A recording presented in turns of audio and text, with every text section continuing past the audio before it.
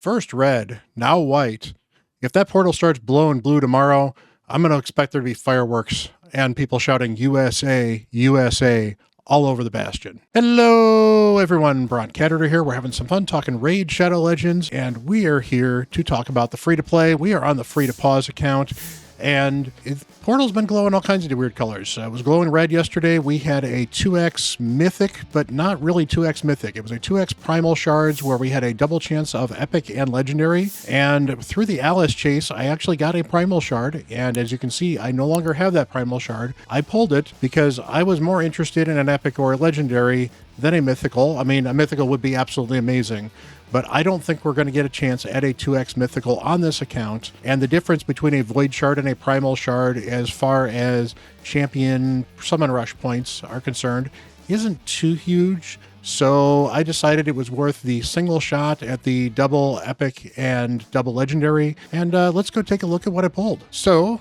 we got an Occult Brawler. Probably one of the best, worst things that could have happened to me. Now you're probably saying, Bront, why is this a horrible thing? Well, this is a horrible thing because this now makes me have to think about whether or not I want to build a Occult Brawler to take over for Kale in Clan Boss or take over for somebody else, because Occult Brawler is a very good damage dealer in Clan Boss. What he does is he's got poisons pretty reliably on the A1. And since you get an A1 a lot, that's a lot of reasonable poisons. Now it's only a 50% chance per se, bookable to 60, 65 with Sniper, but still decent on the A1.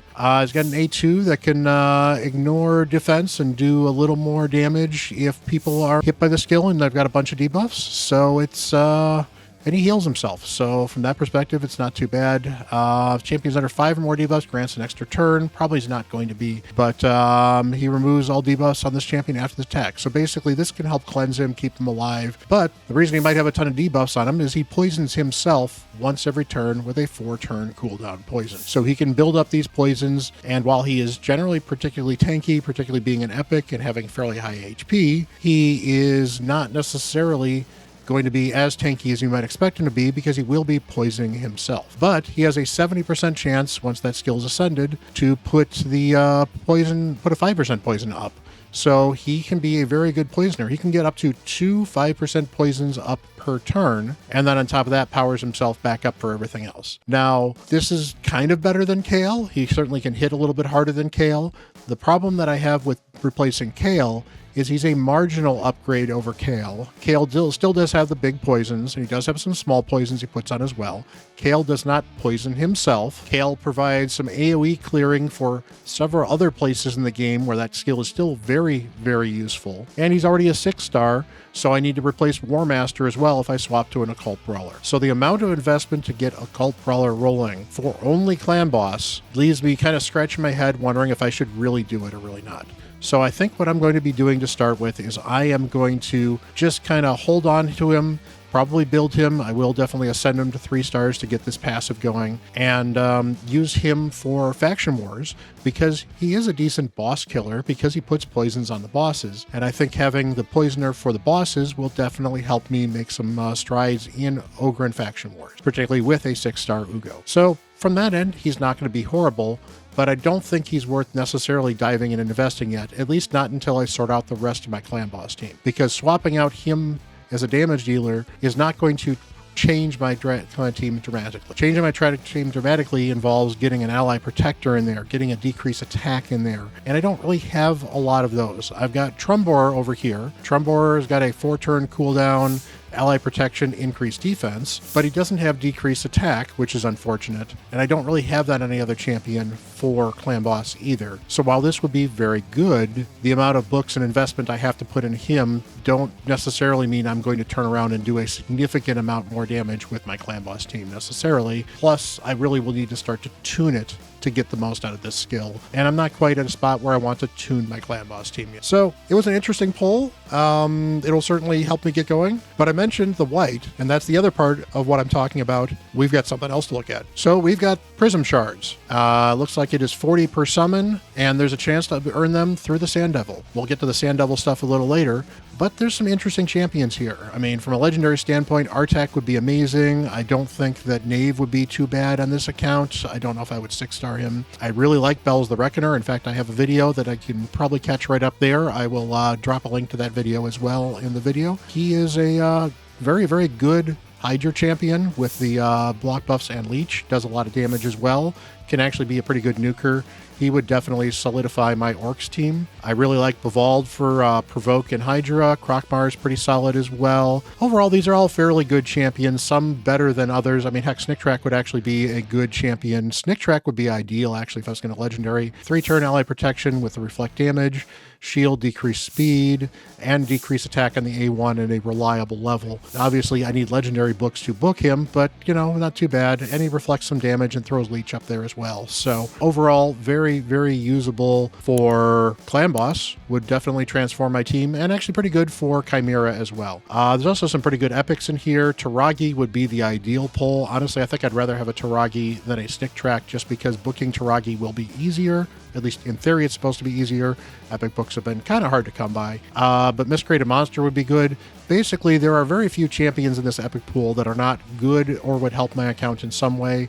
Some will help a lot more than others, like a Taragi, a Miscreated Monster, a Magnar, a Vrask would be interesting. Volgoth wouldn't hurt. And some not so much. Captain Tamila is not as great. Beowulf has got some interesting uses, but probably not going to be N tier for this account at the moment. Licinia, okay. Husk is pretty solid, but probably not what I'm looking for right now. We have the Sand Devil tournament here, so I could certainly go up here and earn Sand Devil points. As you see, I've earned 120 of them now, kind of fooling around with my Sand Devil team. My Sand Devil team can earn 15 points per run for 12 energy. And that's good, but that is not game-breaking end game tier for earning points. So I worry a little bit that I am going to struggle getting enough energy here. So we're talking 2,500-ish energy, so 2,400-ish more to get all the way up here. And I've got 1,300 here. I've got a ton of energy here. I will certainly get more throughout the day. I will certainly get more through tournaments and other stuff, but that's a lot of energy to invest to get a shot at maybe getting a champion that might help. And there's even still a chance that they may not. So I'm probably going to hold off on Sand Devil. That said, I do want to show off the Sand Devil team. I was actually pretty impressed with how well we did the Sand Devil team here. So this is the team here. As far as programming is concerned, I have Alice doing her A1 first because everybody should go before the boss takes their big hit. And I wanted Alice's A1, which is a multi-hitter, to not try to wake up the boss. So Trumbor does his increased speed and heal. I kind of wanted to save that until later, but it just doesn't work out very well. I've got Ugo holding off on her decreased defense and not weaken, but block debuffs, because I want those buffs after people are starting to damage. I have Monkey doing an A1 just to do the A1, same with Kale, and then they focus on the poisons and anything that's debuff related or maximum damage related. It looks a little scary towards the end, but it's pretty safe. So Ugo does the A1, Monkey does the A1, Kale does the A1, Alice does the A1. We're actually making some decent dents in the damage, and now I can actually debuff the boss. So now we get the debuffs up there, particularly the decreased defense is huge against this boss.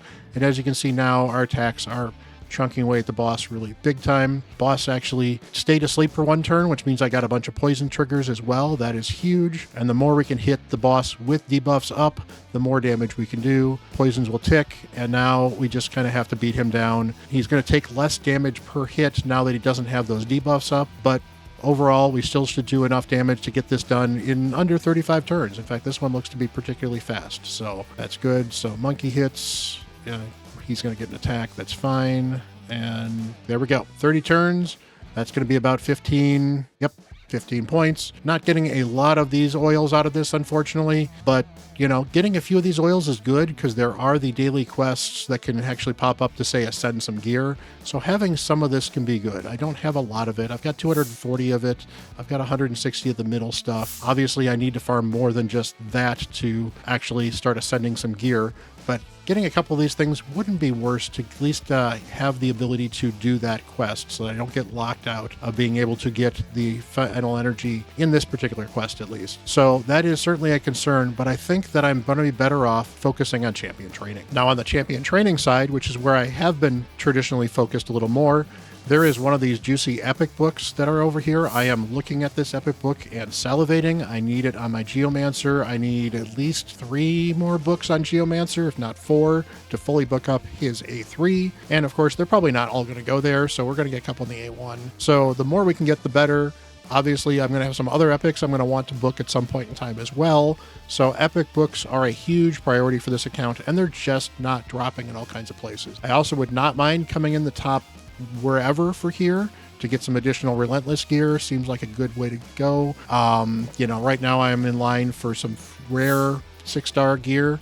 I would love to get this epic book as well, but again, I have to go over Achilles here as well. So we'll see if that works, if that doesn't work. But at the very least, going for this epic book, I think, is a more useful way to focus my energy than going for a shard and seeing if I can get lucky and get a champion. Because the focus of the free-to-play is focusing on what's the best way to progress your account. So just looking at the champions that I've got on my account, the next 6-star is probably Ugo, because I have this wonderful, wonderful banner here. In fact, so I have this wonderful banner here. It's got speed, it's got HP, it's got defense percent. Even if this rolls into a bunch of flat HP, this is going on Ugo and it'll be amazing. And revenge gear doesn't suck, especially for clan boss once you get War Master, because even a 5% chance to land an extra War Master hit over a long fight can be a lot. So I'm not going to complain about that at all. And you know what? It spent no energy, which was very important. So I'm certainly looking forward to that. That'll speed Ugo up as well. The extra accuracy will be very helpful as I start to push towards level 20 and beyond dungeons. So Ugo gains a lot from that. Plus, I have most of her masteries done. As you can see, I actually need 6 more scrolls to be able to get either Methodical or Sniper. Sniper is more immediately beneficial. Methodical gets me closer to War Master, which is also going to be highly beneficial.